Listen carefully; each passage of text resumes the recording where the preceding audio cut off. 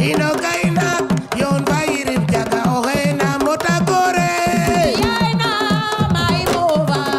ino gaina yon bairim jaga oena moda kore gar yo njabe jaka ke osas yon bambar jem ongi jodaro ngantiyam sena hoitae Ayo njabe jaga geyosa yon bambarje ongi jodaro ngadi amse na koytae gar yo njabe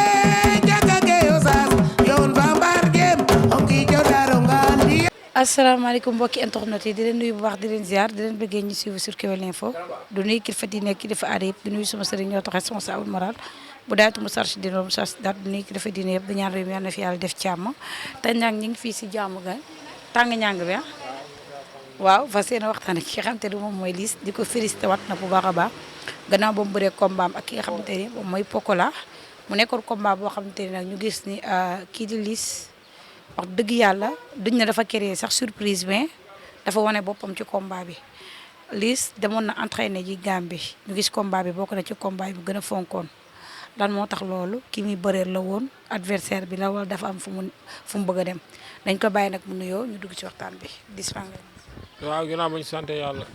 waaw di sant suñuy waajur di nuyu ñëpp di nuyu àdduna di nuyu képp kuy bëggee Liss Ndiago di nuyu diaspora bi waaw di nuyu axlu làmb bu baax surtout waa jàmm gan di nuyu ñëpp di nuyu tamit suñu yaay pour bu rafet ak suñu yaay ami afia ak suñu yaay fasal di nuyu suñu papa Idi borom Amérique di nuyu Kumba Dieng ak bébé Jama ak képp kuy bëggee Liss Ndiago rek maa ngi lay bëgg quoi. kon ni ma ko waxee woon sa combat Pokola avant boobu am na yeneen combat ñu la doon jox ñu jékki-jékki combat boobu taxaw combat boobu Liss yaa ko bëggoon wala combat coow la woon kon ni ko gars yi di waxee combat boobu nan la def ba taxaw. waaw combat la rek maanaam waaw man maa ko jëloon sama bopp quoi voilà c'est la première fois ma jëlal combat sama bopp combat boobu man maa ko jëloon sama bopp quoi voilà après bëre bu ma ko jëlee tamit lu ma leen waxoon rek si laa nekkaat ne leen so combat bi soxla ma si ay détails wala wax yu bëri man maa ko jëlal sama bopp te naa leen man lu tax ma jël ko quoi voilà coow li bëri na trop waaw mais demoon na entraînement ñëw naa tamit yàlla baax na waaw. combat bi da nga koo jël ñu ne say encadrement sax am na ñu bañoon ndax dañ ne woon ni combat boobu risque la si yow ñu gis ni nga jëlal ko sa bopp lan moo taxoon dafa am loo bëggoon a wane ci Pokola wala yéen ñaar règlement de compte la woon wala yéen ñaar dafa am kenn ku nekk dafa défier woon li nga xam te ne moom mooy moroomam. non làmb jàmm ngeen Pikine la quoi waaw te mu nekk jàmbaar tamit moom xam la te man damay bëgg di sawar di bëri ay jàmbaar wala di bëri combat boo xam ne dañ naan Liss mi tey mu dee quoi voilà loolu moo taxoon quoi ma jël combat bi waaw. nga dem Gambie def fa ñaata mois. Gambie au moins 15 jours laa fa def di nuyu waale waa Gambie bu baax a baax waaw ku si mel ni ñoom Ebe ñoom Iboy ak waa gàll bi yëpp ñoom Paate ak ñoom Tafa waaw ak ñoom Mali Ñaa bër yëpp maa leen di bëgg bu baax ak ñoom Malick Salva waaw. nga ñëw yokk maas macha allah par rapport ak yeneen combat yi bii ci nga gën a am doole macha allah yokku maas lan moo tax loolu nga xaar ba combat bi ñu gis ci Liss développé. mais tam bëre combat ñëpp ne ñoo la mën koo laaj koo timal micro ñun mu ne Liss kee ko mën waaw mais looy def yow de moom xam ne nit bu la tëkkoo nga tiir sax gëmatoo yàlla waaw tamit fu ma toll nii sama life man amul góor yàlla buy taxaw sama kanam waaw di ma def problème quoi ak mbër bu mu mënta doon voilà doo ma def problème quoi lamb la quoi comme si que maanaam yaa ngi may waajal dama lay waajal waaw buñ taxee ma ne yow mënoo ma def lu ma neexul quoi pour man. gis nañu combat bi bañ ko jëlee ba tey mën nañu sax Pokola lim ci communiqué moo xaw a bari tuuti par rapport ak Liss patak organisé bi nga boole da nga jàpp ne combat bi nekk woon combat wax combat jëf la woon. parce que tontu bi mooy li nga def li ma def keroog voilà xam nga gars yi ñu ngi wax dañ laa mën léegi booy taxaw naan leen nii la demee wala munuma wala affaire yooyu loolu temps la quoi pour man voilà da nga dem laaxatu liggéey boo ñëwee boo bëree pare après loolu mooy doon tontu bi quoi waaw pour man loolu laa leen tontoo quoi. dama la laajoon nga ne ma Pokola mënuma ëpp doole ci combat bi nga ne ma dàquma bëri loolu fan nga ko tegoon. parce que maa xam sama bopp rek waaw parce que gars yi des fois dañuy jaawale masse ak doole quoi voilà waaw man maam mun nga ma ëpp masse nii voilà mais bu ñu jàppante maa yor après nit ñi dañuy taf seen gémmiñ quoi yow mi may jàppante sax di nga xam ne kii nii ëpp maanaam bu ma ëppul doole man ëpp ma ko doole waaw te du bëri la ñuy waxaale wala xeex. ñu ñëw ci li nga xamante ne moom mooy engouement combat bi ci côté préparation bi nan la dem woon Liss mi ngi soog a préparé combat bu am coow donte yaay bëri combat yi nga doon bëri yëpp coow la mais combat bi dafa nekkoon ci biir combat yi adversaire bi yaa ngi koy soog a am si sa carrière wala am nga adversaire bu gën a kii fuuf ko ki xam te ne moom mooy Pokola. waaw pourtant nag xoolal man sama combat mag ñoom ren di seega sax waaw combat bi nii la tamit problème staff bi nii la mooy am combat gars yi ne doo ko bëri parce que kii moo la juste la moo la fu doole te gis nga bu ma ñëwee yàlla ma siy suturaal ma siy génn waaw parce que man loolu laa gëm quoi man maa gën maanaam ki ma war a dayal nii maanaam li fa nekk man dama ko war a jël dem sama yoon waaw bu laayee bakkan man dama ko fay bàyyi man loolu laa gëm sama life quoi voilà moo doon déranger wu ma sax quoi. mais ñu gis combat bi bari na coow trop dem na benn instant sax ci buntu stade bi jàmm gën Pikine ngay dégg coow li ñu dem taal lacrymogène moom ci sax say ñoo xam te ne am nañ ci blessure coow loolu nan la demee ñu ne yéen a ko sooke. non non xam nga làmb moom làmb ak coow des fois ñooy ànd voilà ñun maanaam heure bu ñu convoqué heure boobu ñu ngi ñëw si stade bi voilà ñun ñoo ñëw ba pour rond-point xaw ma si côté almeer yi voilà suñu adversaire quoi Pokola moom oto bu génn si ginnaaw quoi voilà nag léegi booy commencé jàppande foofu quoi voilà loolu la ba tëj ay suñu oto yeeg seen oto yeeg affaire yooyu mais loolu yëpp maanaam làmb la quoi waaw di tuubaat di jégaluwaat ñëpp quoi waaw ñu si jot a gaañu itam maa leen di masawu bu baax a baax a baax waaw dina wax ne man moom képp kuy yëngu samay bis wala samay mbir waaw lépp loo xam daf la nar a dal rek waaw yàlla na ma dal quoi bu ma seyoon voilà mais maa leen masawu bu baax a baax di përso di jaale waale tamit seen benn soppe voilà sama benn frère bi muy àndal ndeysaan doomam la. voilà maa ngi koy jaale ay mbokkam baax Mamadou Seck voilà di ko wax ne yàlla na ko yàlla yërëm waaw di ko masaw ay waajuram baax baax voilà sama soppe la quoi loolu la ñu wax waaw di ko masaw ay waajuram parce que dem naa fa jaale ji quoi voilà dina wax ne àdduna tamit noonu la quoi waaw parce que tamit dee la yàlla njëkk bind ko dund quoi waaw te nit moom mënoo dund lu dul sa bis voilà waaye tamit mënoo tamit xam la mënoo gudd fan tamit ba dund maanaam bis bu dul doonul sa bis waaye tamit mënoo gàtt fan tamit xam la ba dee lu dul sa jour dee voilà di wax ni tamit maanaam yàlla mooy laaw quoi waaw moo xool lu ko nekk si jaamam voilà parce que ku lay bind te tàggu la bu la ree du la tàggu quoi voilà te ku la jox maanaam nga kontaan te tàggu la amaan tam bu la jëlalee rek tamit xam la da ngay delloo sa xel si moom rek waaw di wax ne tamit fii yàlla moo fi nekk voilà. mais lii nga nekk xale macha allah coow lépp topp la tey nga dem ba koo xamante ne benn doomu aadama ko ni nga koy waxee dem ba ñàkk ci bakkenam en tant que xale tey am foo toll ci làmb tey lii loolu lan la lay def psychologiquement tey ay xale di la topp ba am ko ci bakkenam rot. non maanaam daf may soge quoi waaw nu may soge mooy maanaam man nekk xale quoi c'est la première fois dégg nit ki sa soppe la voilà yow nga war a bëri dégg naa muy dem esaat di tourner ba ndogal dal ko ci mu ñàkk bakkanam waaw loolu lay neex loo xam daf may métti quoi daf may soge trop war na alxuraanu karim billaay non daf may métti trop daf may métti trop sax billaay mais sant yàlla quoi. ñu ñëw nag ci biir combat bi gis da nga simeeku ñëpp apprécier état physique bi Pokola simeeku changement am ñu gis ni ñoom sax nee nañ ñoo daan première chute bi chute la mais ñu bàyyi loolu noonu ñu gis ni mu abordé combat bi tey dem nga ba dama ciy bàyyi sama bakken jom jeeg fula bi nga surprendre ñëpp ci combat bi ndax jàpp nañu combat bi mooy loolu day ñëw kii la mu jeex tey ni nga bëree Liss. waaw ñoom loolu lañ jàppoon quoi mais sama boobu xam naa ne moom maanaam bu dee tey jàmbaar boobu ñu koy bàkkee mu ngi si moom man jàppoon naa ne bu dee loolu mu ngi si moom rek maa moom dinañ bëri combat bu neex xam loolu laa jàppoon quoi parce que man xam naa li may indaale ndax xam naa lu nekk si man quoi waaw premier site bi moom doo bëre mu daw di ma affronté baissé garde bi quoi ma dugal ko coup ma dugal uppercut gauche les R4 bi teppeeku si noonu mu daw si ñëwaat ma daw jël ko si suuf mu daw génnee ma ba muy génnee nag si laa génn saako quoi léegi arbitre sifflé arbitre maa ngi baissé sama loxo quoi dama gestu rek fekk daje coup mu indi coup bi voilà après arbitre avertis ko si loolu deuxième bi après ma ñëw mu dem ardo feeju après ma ñëwaat nekk sama bopp rek waaw mu ñëw mënoo nekkaat ci combat dafa ne yow après ba mu demee ardo ba ñëwaat ngay soog a yeewuwaat. non pourtant xoolal après yeewu naa la si maanaam psychologique bi ma bëggoon bëri moom la rek voilà mais après maanaam bi nga si déplacement yi ma doon def damaa jum si benn déplacement bu ndaw voilà si benn déplacement laa jum quoi te après maanaam ba ma génnee saaki ba ku jël coup bi laa doog xam man mi si déplacement yi am na fu ma si juumee quoi voilà ba mu ñëwee loolu laa rectifié rek parce que xam naa man ak moom face à face ni taxaw nii du yomb kuwam laal mu tuuse ma quoi voilà tamit bu ma ko bëggee tuuse dinaa ko tuuse. mais xeex bi dafa mel ni combat Pokola bi da nga see jàngaat beneen xeex. waaw pourtant nag xoolal ndeysaan dañ may tere xeex rek waaw samay ménagère Aline Gueye ba si samay kës ñoom Moussa le monument de Diamaguène ñoom Abdou Diouf Gabar samay kës dañ may tere xeex waaw dañ may tere xeex quoi mais combat yi moom dañ mën a xeexal il faut nga xeex mais dañ mën a il faut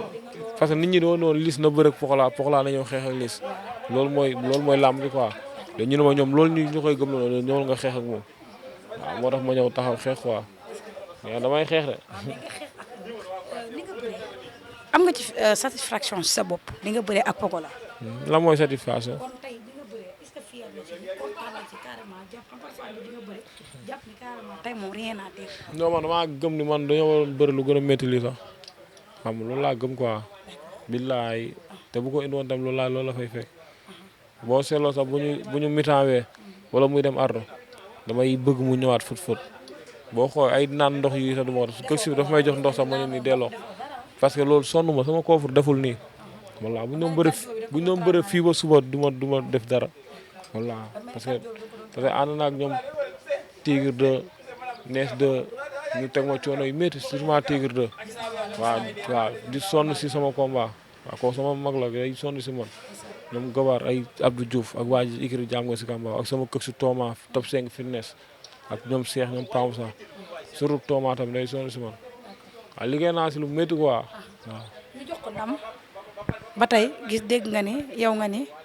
yow jàpp nga ni yow moom amul ndam si sa kaw da nga jàpp ne li nga def moom moo gën. ba tey ba suba dama koo daan dama koo daan maanaam allah yow mi nit du ko dindi waaw Liss dafa daan Pokola da koo daan loolu nit du ko dindi. nit du ko dindi fu ngeen gisee laa ko daane taxawal ma ko mu daal dóoru ma ko ba mu daw génn saaxi beneen yoon maanaam si biir caxabal bi ma ko caxabal tamit fa leen nee nañ fa leen ma joxe avertissement man. c'est le maître du terrain loolu seen règlement la ñoom nañ ko jël waaye àdduna xam nañ damaa daan Pokola man Liss xam naa damaa daan Pokola sama palmarès man maa ko moom sama bopp amul maa moom sama palmarès damaa daan Pokola loolu. waaye damaa soxla ay lim ak yooyu barki billaahi nit du ko dindi dama ko daan nit du ko dindi si àdduna voilà 10 combats laa def 10 combats 8 victoires la am 2 défaites loolu nit du ko dindi. voilà. noo gisee ndigal gis nga benn def nañ ci benn vidéo ndigal moom xam naa ne yéen ñaar waratee bëre moom xam naa doon bëre ndax gis nañ ndigal moom wax na ci yow benn ndigal borom baax la de ndigal moom champion la gaan billaay waaw borom baax la quoi non sortie bi mooy loolu gis naa waaw billaay non champion la borom baax la. léegi ñu bëre Pokola coow li bari am ñu ne sax est-ce que duñ ko tëggaat mu neex te bu ñu la indaatoon place avance Pokola pour ngeen bërewaat pare nga. waaw yow déggoo la man jàmbaar rek laay daw de lamb jàmbaar rek laa bëgg jàmbaar rek laay daw parce que jàmbaar laa waaye bu doon guddi gi nii sax buñ gars yi waxee damay bëre waaw man jàmbaar laay daw dégg nga ma ne jàmbaar laay daw kon changement maanaam. boo bërewaatee est-ce que moom li nga mayoon dina la ko may. waaw man damaa soxla ñu may waaw doo ñu am mayuma la donc koy wax ku lay ñaan. léegi bëri na coow li bari Liss wax dëgg yàlla instant bi marqué war na beneen empreinte ñu gis nag coow li bari woon na am na beneen combat boo xam te ne doon nañ ko doxaat mais ba tey dañoo jëli Mor Kang Kang mu ne moom wax dëgg yàlla du bëri ak Liss moom ndax bu arbitre bi sifflé moom dalay sonal rek moo la ëpp doole da mu naan kon ni ngeen indiwaat rek ceeb bu sew beeg ceeb bu dijj bi dafa mel ne sa combat ak Mor Kang Kang ba tey dañ ko actualiser. waaw loolu moom nga du ma ci sori quoi voilà parce que du mën ak ñoom quoi du ma ci sori parce que du mën ak ñoom. yow du yaa Mor Kang Kang voilà. mais combat boobu bëggoon nañ ko ba tey mais gis nañu combat ba tey gars yi dañ koy collé mais tamit du mën ak ñoom mais moom nee na moom moo la raw yow nga ñaan. waaw ñoom nañ jël lépp du mën ak ñoom quoi. yow tamit kon sa bët am na feneen. nañ jël lépp ñoom laa la wax nañ jël lépp mais du mën ak ñoom quoi. mais dafa mel ni kon sa bët am na feneen foo ko tegaat. waaw man ñi ci kanam rek laay bëral. lu diis wala ñi ci kanam rek. lu diis. tuuti tey mu dee. loolu laa bëgg. mu dee. waaw combat tey mu dee. yu métti. voilà loolu laa bëgg quoi. diis yooyu dina saf de. saf ci kaw. day saf xanaa si ñun ñaar ñoom lay saf de. ci kaw kaw. waaw. mais Liss li la gars yi di jëwee yaa ngi koy dégg. mooy lan. Liss dafa am fenn benn bët la teg la am dafa am fu mu teg bëtam bañ na ko adversaire yooyu ñi muy bëree ñoo ñu bëgg a bëreel muy Ada Fass dégg nañ waa kii yi wax si waa jàmm gën gis nañ tamit beneen collage. maanaam à la face maanaam tey bugguma si di wax si moom quoi waaw nekkul bugguma bëre ak moom bugguma bëre ak moom. mais lan moo tax collage bugguma bëre ak moom te du ma taxaw fenn naan jox leen ma diw wala diw parce que du soxla ma ko quoi. voilà mais dama la bëgg a xamal ñooñu ñu ngay wax ni manger lekk laa sekk ñoom lekk. voilà lekk laa sekk ak ñoom mais pas ay taxaw di wax si ñoom wala affaire yooyu c'est comment ñoom yooyu sax voilà parce que maanaam buñ miinee sa cadre rek yëpp la quoi. voilà mbër la mu ngi si làmb ñun ñu ngi si làmb supporter yi man samay supporter lu ñu bëgg naa ko yaa ngi dégg voilà lu ñu bëgg naa ko mais maam du ma si ay wax wala genre yi nii ay jàppal baal lii waaw sama combat bi passé dégg gis nga vidéo bi mu si def mais boobu léegi da ngaa dégg ma tontu ko parce que c'est comment moom wax yooyu voilà parce que xam naa ne moom yab waxu waa c'est comment moom wax yooyu yàlla laa sekk moom lekk xam nga lekk laa sekk ñoom voilà manger xam nga manger ngeen toog bokk lekk. non c'est comment moom ay toog bokk lekk sama manger xam nga manger voilà du ma si wax yu bëri nii ay waxal ak moom di ko frappé de non prouvé wul du ma bëri moom ñu bëri da nga bëri ñan la bëral ñan la bëral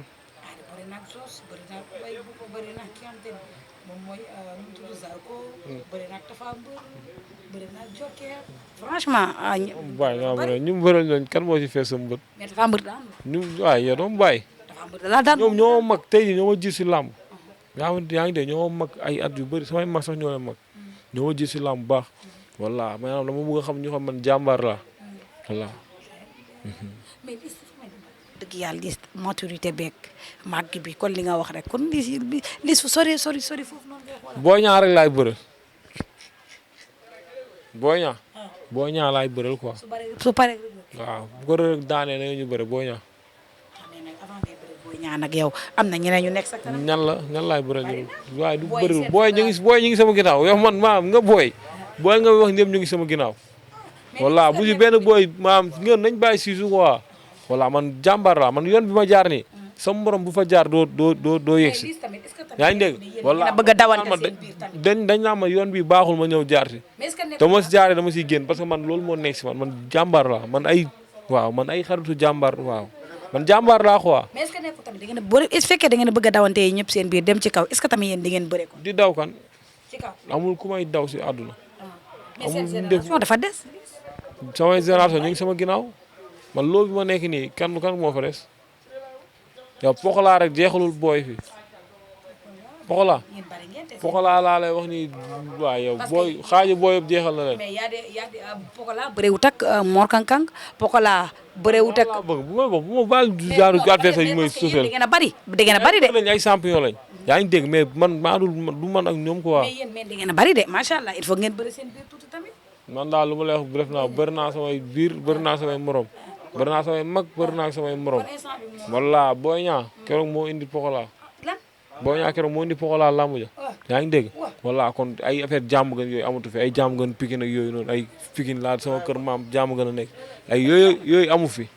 parce que dégg keroog moo indi Pokola am na wala amul. mais bu fekkee dafa dëkk moom du ko indi. sama yoon new ci walla man jàmm gën laa dëkk Pikine la dëkk. yow tey Siteu boo doon bëree mu fekk ko fi mu ne da lay indi tamit loolu du kii tamit Pokola rek. moo tax nag ma am droit ne Boy Niang la ñu bëree aw ma si droit Boy Niang fa la dëkk Pikine la dëkk man fa laa dëkk walla kon lu tax duñ bëre na yow ñu bëre man ak moom bu ko mënul ama seen même sens nooy ay waxu tuwaay yow man maa ragal lu koy wax. mais sérieux Boy Niang ama seen benn. wóor na billaay wallaay taalaay wóor na alxuraan avance Boy Niang fu ñu toog nii moom fekkoon la dama koy jël. daan ama seen man ah loolu ban làq la. laaj li ngay làq ni ban làq la. benn xale bàyyi naa la. walla man damaa soxla naan mag bàyyi naa la yàlla. waaw yow dama bàyyi. bu la mayoon saa sérieux nga jël avance. billaay waxuma la sax ama seen maanaam bu ñu jaxasoo woon maak moom bu ñu jaxasoo woon nii danga naan maanaam lii mënul nekk quoi. bu ñu jaxasoo woon maanaam gis nga tey benn affaire am na dëgg la mun nañ ma ëpp gafari nii mais ku ma si jaxasool nii contact wala feneen danga naan lii da ngay jàpp sa game danga naan lii mënul nekk. ama seen teg la Boy Niang. ñoom ñaar ñëpp ku si pare na ñu bëre. nekkul Pikine ba tey rek. ama seen Boy Niang ku si pare na ñu bëre ñoom ñaar waaw muy ama seen di Boy Niang ama seen Boy Niang sax laa gën a soxla muy dox waaw. mais est-ce que ñoom boo rek sax. waaye baa mu waay nga ay waxu man ñaar daal la wax xëy ñaar daal da nga dégg mën a ñett ñaar daal boo amul seen booy ñaa xëy man li ma laat beneen wala. mais yow lan moo tax nga jël Pikine teg fa sa sées. non du keesoo Pikine laa teg sama sées maa bëgg bëri amul seen wala booy ñaa rek voilà. luñ dese ci li nga xamante ne moom mooy ci waxtu baritul léegi day ñëw ci li nga xam moom mooy actualité lamb ji macha allah sajj na yéen a ngi bëri seen biir macha allah saison bi moom buñ ne saison bi mbëri bëri wuñu mais nan nga gisee combat yi nga xamante ne moo nekk suñu kanam ku ci mel ne ki nga xamante ne moom mooy Balla Gaye ak Tapha Tine nan nga gisee loolu ak seen état physique voyagé nañ ñëw seen face to face gis nga leen seen jour combat la nan nga leen gisee. waaw loolu moom gis nañ état de forme bu nice ñoom ñaar ñëpp waayal nañ ñu ngi waayal bu baax waaw te gis naa ni maanaam ñoom ñaar li nekk si ñoom rek bu ñu ko bëree rek dina nekk combat bu neex ko waa voilà te tamit di la ñaanal jàmm ko waa voilà te tamit yàlla ñu bëri combat bu neex waaw combat amateur yëpp dañuy kontaan voilà parce que nit maanaam bu dagg ticket moom dagg ticket bu seer ñëw toog solo ba jekk di seetaan moom waaw lu ko neex rek la war a am quoi voilà. Balla Gaye ak kii waaw laamu ñu neex la moom laamu ñu neex la de gars yi ay wax la rek xanaa du nit waaw na toll bu tolloon nit néeg bi tamit nit la rek voilà bu la dóoree da nga koy dóor rek wala góor la rek billaay wallaay yow xamoo ma gis nga ma sama bakkan mbër yi ñoo ko bàyyi si làmb ji. coow li bari Tapha Tine ni mu toll. te mbër la champion la yaa ngi dégg mais tamit maanaam bu ko nit ñi gëmloo ni Tapha Tine ba mu bàyyi boppam quoi voilà làmb la voilà parce que nit def mbër ni sax mën maanaam nit daan ko voilà te Balla Gaye neexul cuune boobu waaw ñoom ay professionnel lañ def nañ lu leen si làmb voilà neexut maanaam bis mënatu leen dépassé quoi waaw ku ne xam ne nu muy gérer sa bis ñoom ñëpp voilà combat bu neex la moom. démb seetaan ko combat Batista ak Baye Mandione Junior. non seetaanu ma ko non dama koy dégg rek waaw làmb ak coow ñoo ànd mais tamit pour man coow bi maanaam warul tee tamit nit ñi di bëre wala tamit warul tamit yàq benn genre wala affaire yooyu parce que làmb ak coow moo koy jaay quoi mooy jaay làmb ji mais bu weesoo affaire luy jaay làmb ji waaw bu ñu si teg yeneen violence wala affaire yooyu parce que làmb mooy moom la ñu am voilà parce que làmb yàqonte ñun day waaw waxuma la yàq waaye day xool leneen voilà kon maanaam làmb nañ ko teg si yoon waaw di jaay combat yi xam nga ba làmb yi am coow ngay ñëw bëre fu la ak fayda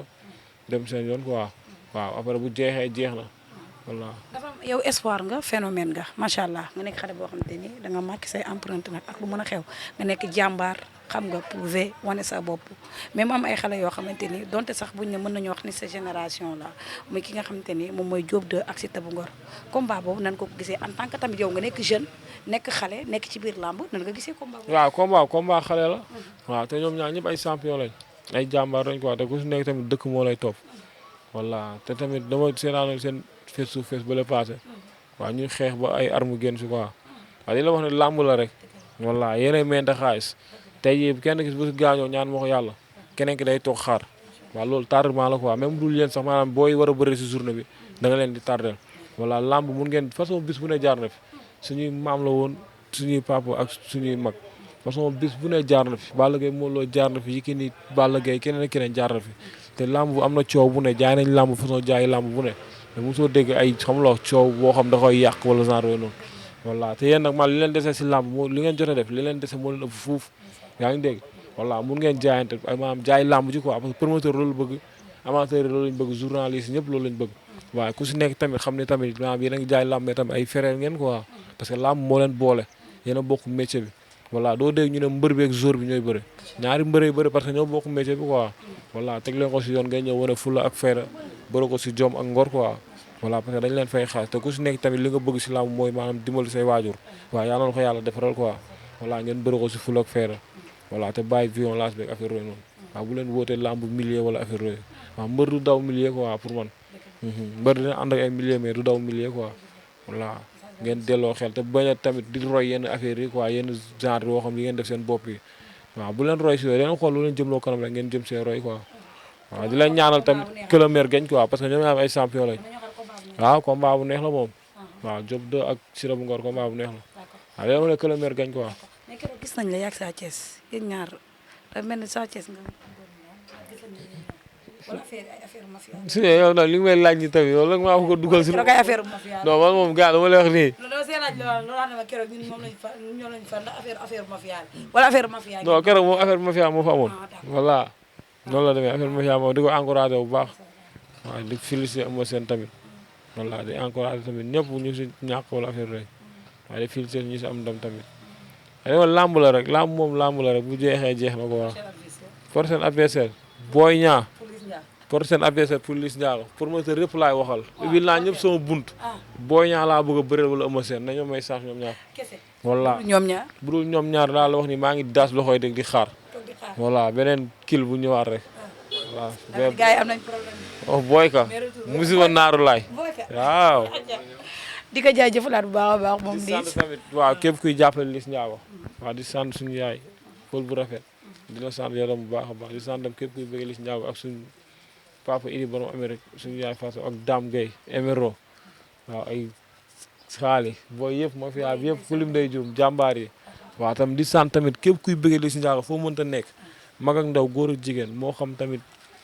dégg nga wala déggoo ma ak foo mënta nekk jàpp maa lay jox loxo ak diaspora bi ñu nekk si dëggu tubaab yeeg ñëpp waaw sant naa ñëpp gërëm ñëpp di bëgg ma fi yaa tàng ñàngee waaw sant suñu yaay Fassaw waaw Fassaw maa ngi sant bu baax parce que gis naa maanaam lu ñu defal si combat bi waaw ak suñu yaay tam Pël bu rafet ak suñu yaay Ami Afia waaw gis naa li ñu ma jàppale bu baax luñu Papa Idi ay Maodo ay Dame Dieng waaw surtout Maodo tamit maa ngi koy sant bu baax di ko gërëm di ko wax ne day daa fas soxna fan yee passé waaw di ko ñaanal sëy bi barke waaw moo xam lu ñu si bëgg yàlla mel leen si ay njaboot waaw di sant ñëpp gërëm ñëpp mu ngi foofu gàll instant moo pare dama yem reer waaw damaa bëgg nga tàng ñaangi jigéen yi non non ñoom Fatou Diouf tey waaw tàng ñaangi jigéen yi ñooy yaay tàng ñaangi ay wolo saa yow Diouf waaw ñàng bu jigéen bi maa ngi lay ziar soxna si. waaw ziar naa la yal na yàlla dellu ziar maa ngi leen di nuyu macha allah di leen sant kontaan naa ci ñëw bi tamit.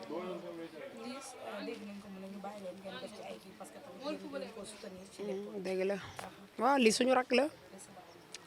rakk la suñu lépp la soutenir bi loolu force la moom mais bu ñu jiwul li tax ñu def ko sa ñun dañ koy def ba pare moom won ñu ko nag ñu gën ci sawar yax yaru na moog Laurent comme ñëpp comme benn lañ ci man rek